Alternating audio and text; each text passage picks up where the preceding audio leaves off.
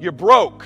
And until you admit where you are and define where you are and quit playing it cool and trying to fool everybody about where you are, you're going to keep losing. Let me be real with you. Now that I've been funny with you, now we're going to get real. Stop bullshitting everybody. You're not fooling anybody. You talk to a real wealthy man, I know what you really got going on. And by the way, your Uncle Larry, the lawyer, making $350,000 a year, that ain't money. That's not money. If you're not at least at multiple seven figures in this world, you are still broke. Trust me. My brother-in-law makes $280,000. He lives in Chino Hills. He can't even afford to buy a damn house right now where he lives because he can't save. Now, if he had these strategies, he probably could do it, right? But do not fool yourself that you got it going or you need to be in a big damn hurry. Time is running out on you. There's 86,400 seconds in a day. The separator between me and you and people that win and lose is what we do with those seconds. And you're too slow. You're too cool. You're too casual. You think too much. You need to get in a hurry. The separator in this room, you're all learning the same things.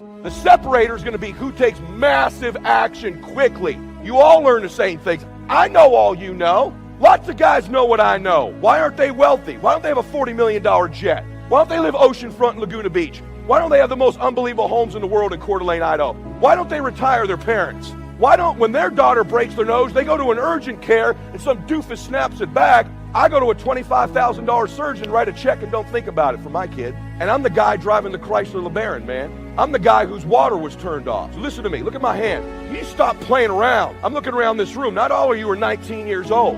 Time's running out on you. It's serious. You got a chance to change your damn life with what you're learning here. And not just your life, the lives of your children and grandchildren forever. The choices I made, the work I put in, the difference I've made, my great-great-grandchildren will know the difference. There'll be a portrait of my grandchildren, me and my wife. These are the people that changed our family tree forever. You need to stop letting the damn world push your family around. You get pushed around all the time. And just because you hang around other dudes like you who also get pushed around all the time, it's not normal and it's not okay and you need to change. You with me on that? Yeah, funny guy just shifted, didn't he? So I didn't come here to entertain you today. I came here to set the stage. You need to quit playing around. The world is monkeying with your family and you let them. And there was a time in your life when you were a little girl where you knew you were going to do something great with your life. You were 3, 4, 5, 6 years old. There was some point, some time in your life, you knew you were special. You knew you were supposed to do something great with your life.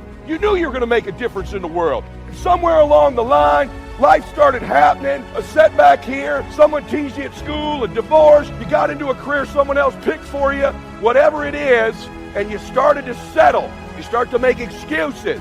You start hanging around people just like you. And they make it okay. Then you meet Kent. Then you meet this group. Now you're learning stuff. So the heat's on, man. How many of you have kids? Okay, grandkids, anybody? Awesome. You know, like when you go to your kids' plays at school and there's 40 kids up there for the Christmas recital, who do you see?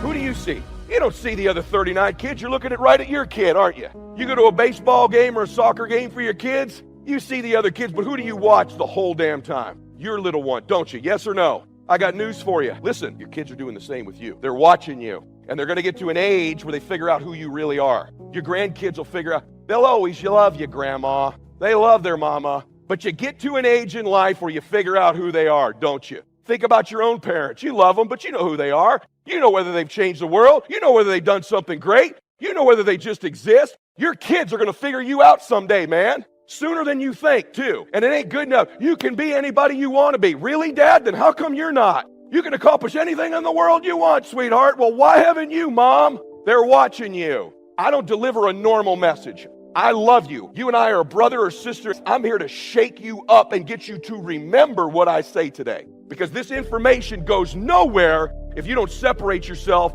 by leveraging the pain of where you are or the pleasure of where you're going, and you best get in a damn hurry. Since ancient times, philosophers have seen it as the basis of all real achievement. This is the quality of courage. There's a book that tells the stories of all the winners of the Congressional Medal of Honor. It's a book that will bring tears to your eyes. It's one of the most powerful documents ever written. One American after another who put aside all thought of safety and faced down death in the service of this country. And more often than not, it's been in order to save other Americans rather than to defeat an enemy. When you read of their exploits, you realize that these were people who simply lost their fear of death in order to do what had to be done. Yes, those Medal of Honor winners were courageous individuals, but by itself, is overcoming the fear of death necessarily an expression of courage? I don't doubt that there are many people in this country who break the law and aren't afraid to die in the process, but I wouldn't call them courageous. And there are people who do deliberately foolhardy things with their cars that jeopardize their own lives and the lives of others, but they aren't courageous people. In fact, a hungry donkey will keep eating until his stomach bursts, even if you hit him with a stick trying to make him stop. He's overcome his fear all right, but he's obviously not courageous. We might not be able to precisely define it, but we intuitively sense that there are some differences between acts of rashness and the accomplishments of those winners of the Congressional Medal of Honor. Let me sum up in a couple of sentences what those differences reveal about the true nature of courage. I can't put it any better than the Greek philosopher Aristotle did more than 2,000 years ago.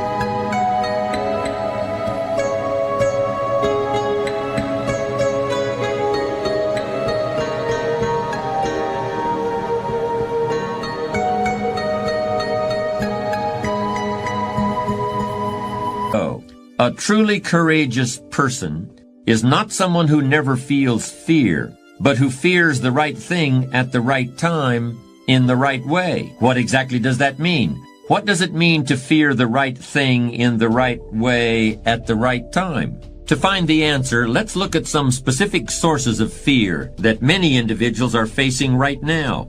First, a great many people today are afraid of what might happen to them financially. And it's certainly true that great changes are taking place in the economy that will have a direct impact on the lives of millions of people. I've heard it said that a corporation that employs 10,000 men and women today may only need 1/5 that many within 10 years. Over the last 50 years, whole sections of our society have learned to identify with the corporation that employed them. That corporation provided not only a salary but health benefits, and the opportunity to create a pension fund that would make retirement possible at age 65 or even sooner. Now that relationship between the employer and the corporation is changing. Much of the work that used to be done by domestic workers can now be done more cheaply overseas, and companies are taking advantage of that, perhaps out of necessity, perhaps simply to fatten the bottom line. In any case, the fear of losing one's job has now reached a segment of the white-collar workforce that's never been faced with it in quite this way. What else are we afraid of? Many people are concerned about their health.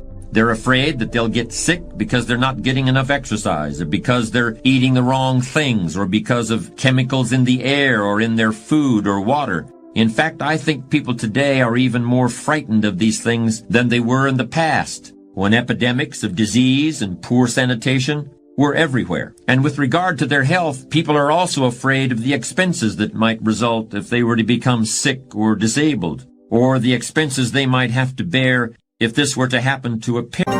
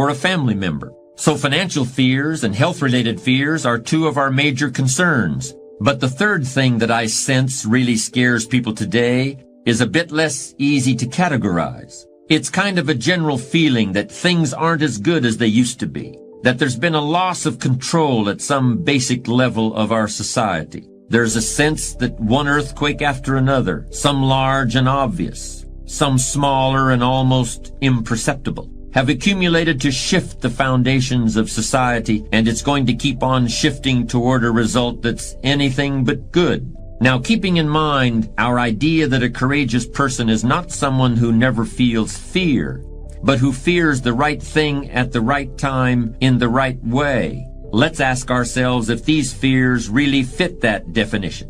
I think if we look a little deeper, we'll see that what really scares people about these situations is the sense that they're going to be helpless, that all their trust was placed in somebody or something, and now they've been let down and they can't do anything. They're helpless. But remember, you're never really helpless. And the sense that you are helpless, or that you might be if certain things were to happen, is something we really ought to be afraid of, and that we should refuse to accept. You're never just a victim of circumstances. No matter what happens, you're never without options that can get you back on track. It takes courage to recognize that, because it means accepting responsibility for your own future. But I would suggest that we should accept that responsibility because no one is really going to accept it for us, no matter what we may have been led to believe.